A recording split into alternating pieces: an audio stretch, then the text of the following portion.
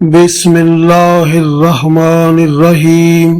روایت ہے کہ حضرت عمر فاروق رضی اللہ تعالی عنہ خلافت سنبھالنے کے بعد بیت المال میں آئے اور لوگوں سے پوچھا کہ حضرت ابوبکر صدیق رضی اللہ تعالی عنہ کون کون سے کام کیا کرتے تھے۔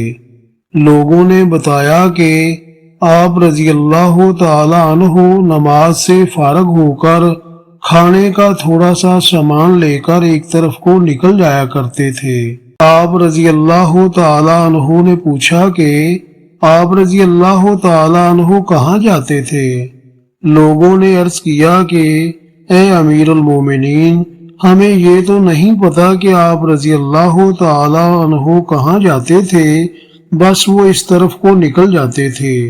حضرت عمر فاروق رضی اللہ تعالی عنہ نے کھانے کا سامان لیا اور اس طرف کو نکل گئے جس طرف لوگوں نے اشارہ کیا تھا۔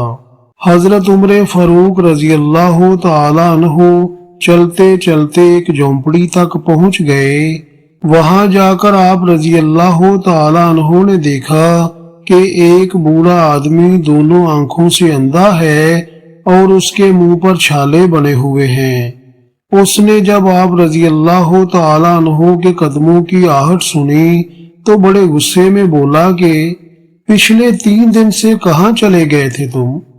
حضرت عمر فاروق رضی اللہ تعالی عنہ خاموش رہے اور ان کو کھانا کھلانا شروع کر دیا۔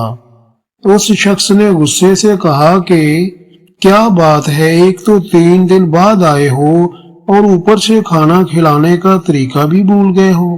حضرت عمر فاروق رضی اللہ تعالی عنہ نے جب یہ سنا تو رونے لگے اور اسے بتایا کہ میں عمر بن خطاب ہوں، وہ جو آپ کو کھانا کھلاتے تھے وہ مسلمانوں کے خلیفہ حضرت ابوبکر صدیق رضی اللہ تعالی عنہ تھے، وہ اب وفات پا چکے ہیں۔ جب اس بوڑھے نے یہ بات سنی تو کھڑا ہو گیا اور رندے ہوئے لہجے میں عرض کرنے لگا، اے عمر فاروق رضی اللہ تعالی عنہ، مجھے کلمہ پڑھا کر مسلمان کر دیں۔ پچھلے 2 سال سے وہ آدمی روز میرے پاس آتا اور کھانا کھلاتا رہا، ایک دن بھی اس نے مجھے نہیں بتایا کہ وہ کون ہے۔ بوڑھے آدمی نے مزید بتایا کہ وہ اپنے منہ سے روٹی کا نوالا نرم کر کے مجھے کھلاتے تھے۔ حوالہ کنز الاعمال، کتاب الفضائل۔